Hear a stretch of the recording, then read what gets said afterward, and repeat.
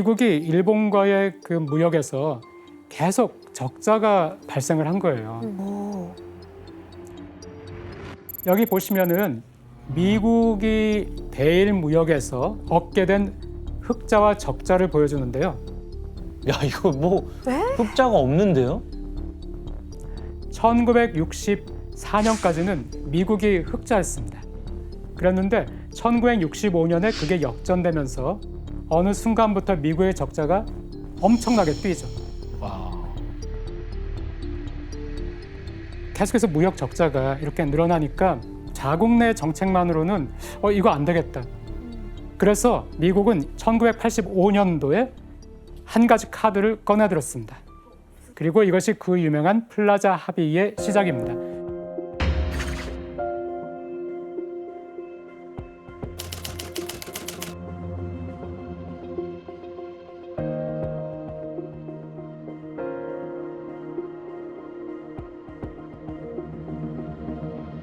세계 무역의 불균형이 너무 심하다는 거예요. 그래서 이걸 해소하기 위해서는 특단의 조치가 필요하다는 것이 미국의 주장이었습니다. 특히 미국이 가지고 있는 무역 적자에서 가장 큰 자리를 차지하고 있던 일본을 겨냥하게 됩니다.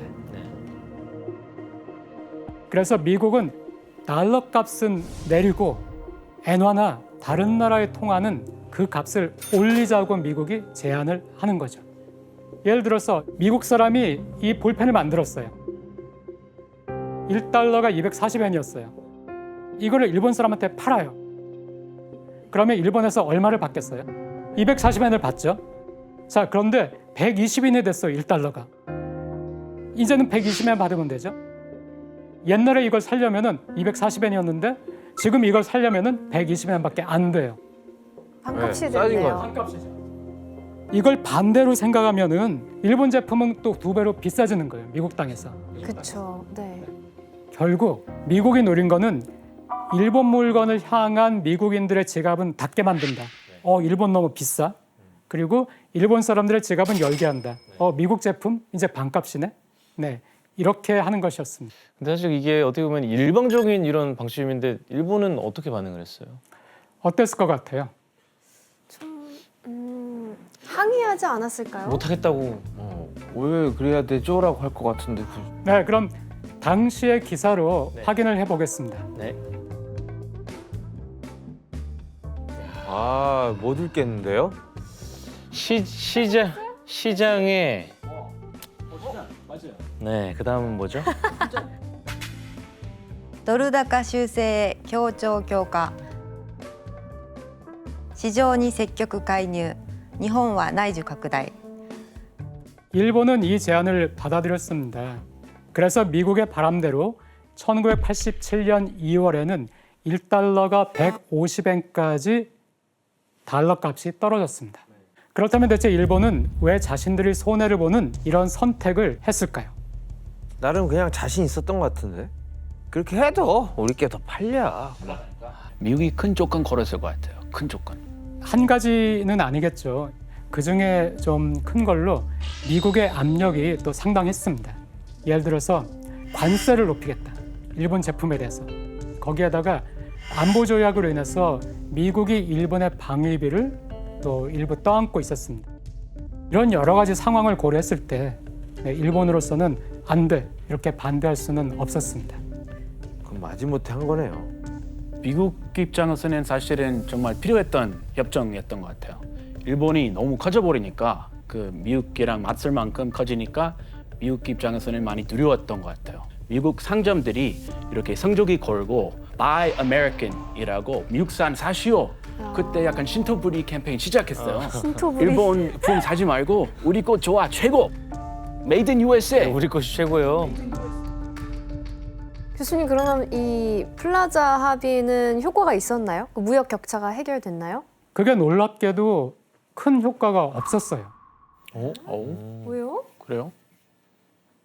이미 미국 사람들이 일본 제품에 너무 적응이 돼 버린 거예요. 그러니까 일본 제품에 대한 구매 열풍이 쉽사리 꺼지지를 않았어요. 빠졌구나. 그럼 여기서 포기하진 않을 텐데 미국이 이대로. 포기할 리가 없죠. 결국 미국은 플라자 합의 이후 2년 뒤 다시 새로운 합의를 이끌어냅니다.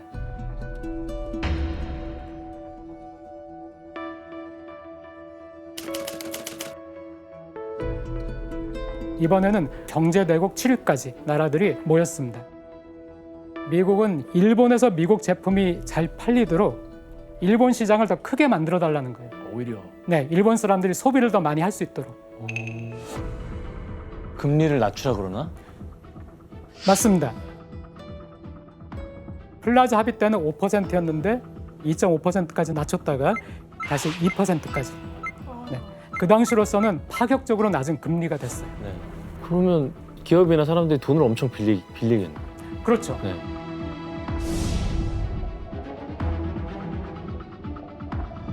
Japan, too, could help right the imbalance in the world economy by righting the imbalance in its own economy. It's time for Japan to let free the pent-up consumer demand in their nation. 교수님, 이번에는 미국의 계획이 딱 들어맞았나요? 이번엔 드디어 미국의 바람대로 미국의 무역 적자도 줄기 시작했습니다. 그런데 이 협약으로 이득을 본 것은 미국뿐만이 아닙니다. 낮은 금리로 시장에 어마어마하게 돈이 풀리면서 일본 경제도 유례없는 활기를 띠게 된 거예요. 대호황이구나. 시중에 돈이 많아지니까. 결국 잃어버린 20년을 예고하는 버블 경제 시대가 이때 열리게 됩니다.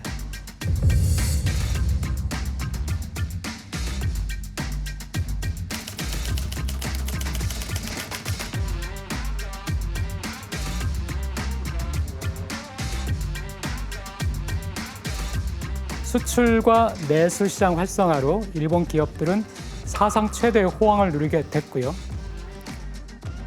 정부는 금리를 낮추는 정책으로서 그 기업들을 지원했고, 이렇게 키워나간 몸짓을 유지하기 위해 일본 기업은 더 많은 인재가 필요하게 됐죠. 청년 인구가 막 느는데도 일자리가 더 빨리 느니까 청년 한 명당 일자리가 한 1.5개쯤 되는 거예요. 아, 사람보다 일자리 수가 더 많은 거예요? 그렇죠.